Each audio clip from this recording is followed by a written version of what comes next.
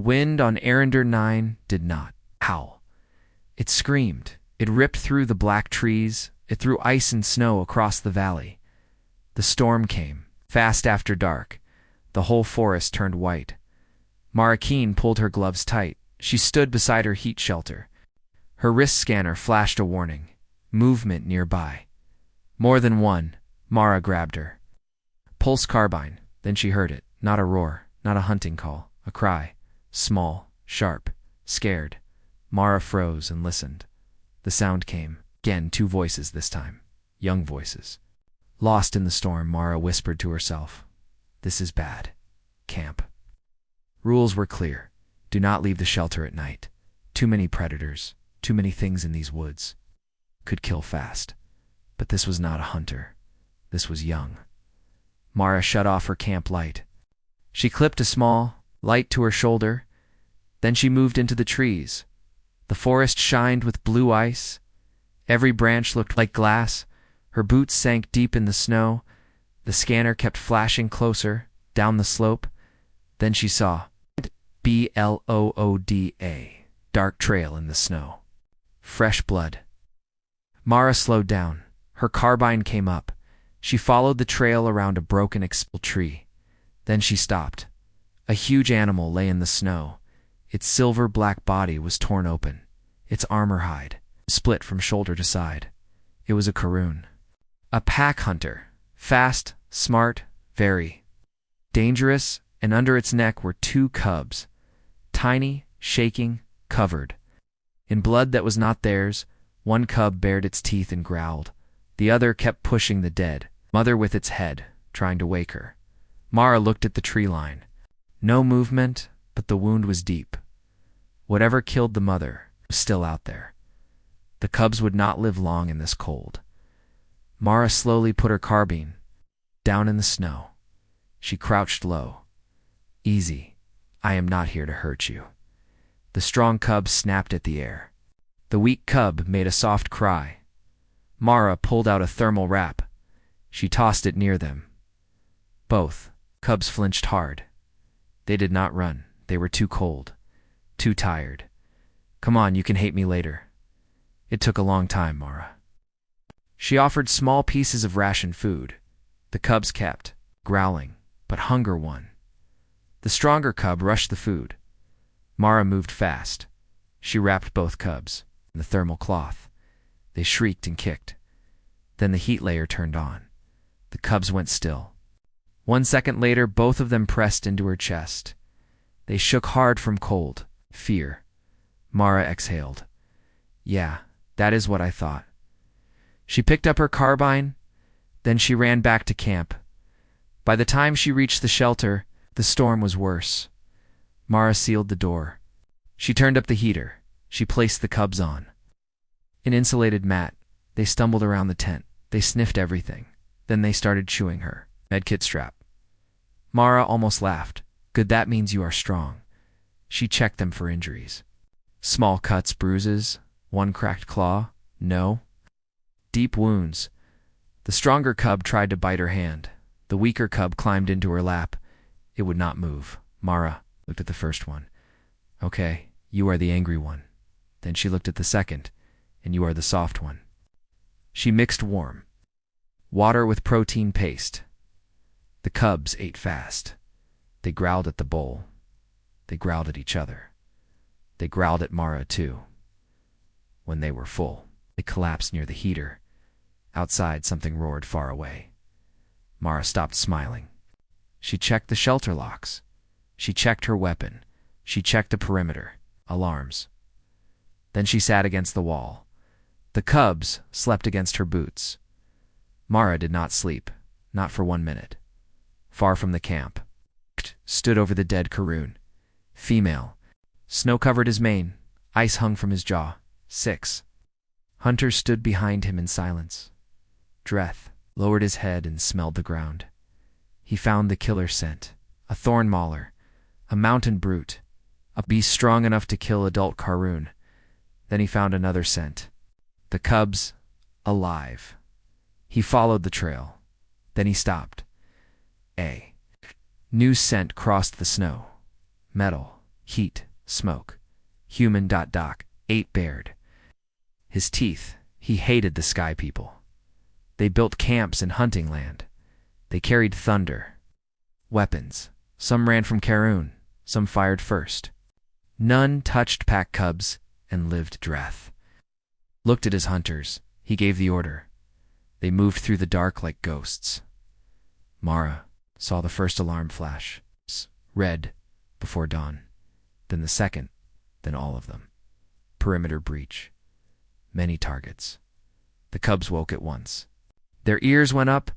Their bodies went stiff. A deep call rolled through the snow outside. Mara was already standing, carbine in hand. Stay back. She knew the cubs could not understand, but she said it anyway. A huge shadow crossed the tent wall. Then another. Then another. Mara killed the heater lights. She opened the front. It flapped just enough to step out. Her breath turned white in the dark. Blue air shapes circled her camp. 7 maybe. More. Then one stepped forward. He was huge, scarred, heavy-plated fur along the neck. One eye cut by old battle marks. His stare locked on. Mara, cold.sharp.com. .gov. The cubs pushed behind Mara at the flap. They made soft sounds. Dreth heard them. His whole body changed. He took one step toward the tent. Mara aimed at his chest. Do not. One hunter moved fast. It lunged to test her. Mara fired a warning shot. The blast hit the ice near its paws. Steam burst into the air. The hunter jumped back and cried out, "Next shot will hit you." Mara kept her voice steady. Dreth did not flinch. He kept staring at her. Then the tent flap burst open. The cubs ran out. Mara felt her heart drop. No, but the cubs did not run to the pack. They ran to Mara. The angry cub stood by her boot. Fur puffed up teeth. Out the soft cub pressed against her leg. It barked at Dreth with a shaking voice. The whole forest went silent. The hunters stared. Mara stared. Dr. H stared. His cubs were not asking for rescue. They were guarding the human. One hunter made a confused sound. Another lowered its head and sniffed. No blood on the cubs.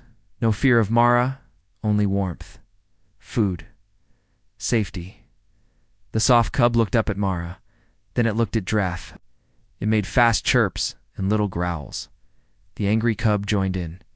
Louder, Mara whispered. Are they telling him what happened? Dreth listened without moving. His eyes shifted to the tent. He saw the warm mat.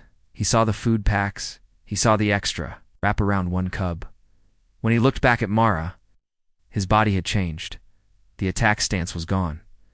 He was still dangerous, but now he was thinking. Mara slowly lowered her carbine a little. I found them with their mother. They were freezing. I brought them in. I fed them. That is all.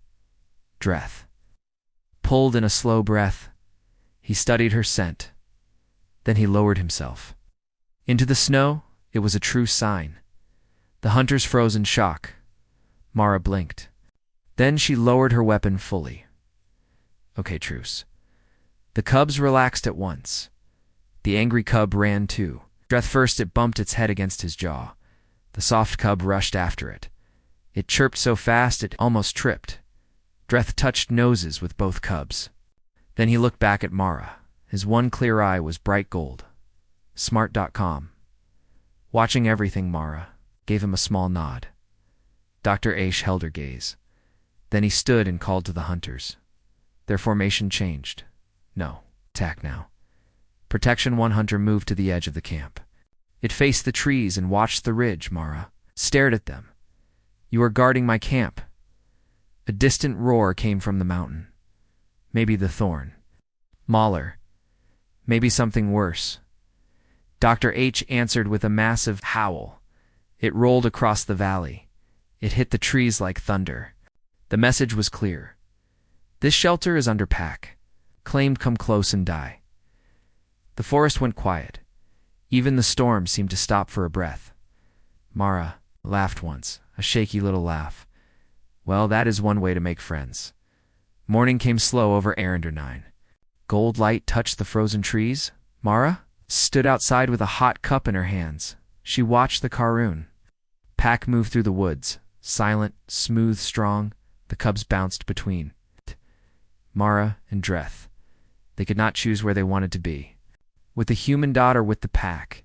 In the end, they chose both before leaving. The angry cub ran back to Mara. It dropped something in the snow at her feet. A thorn mauler spine shard. Sharp, clean dot. Gift. The soft cub pressed its head to her leg. It made one quiet chirp. Then both cubs ran back to the pack. Dreth turned to leave at the ridge. He stopped. He looked back at Mara one last time. Mara raised her hand in a small wave. Dreth dipped his head.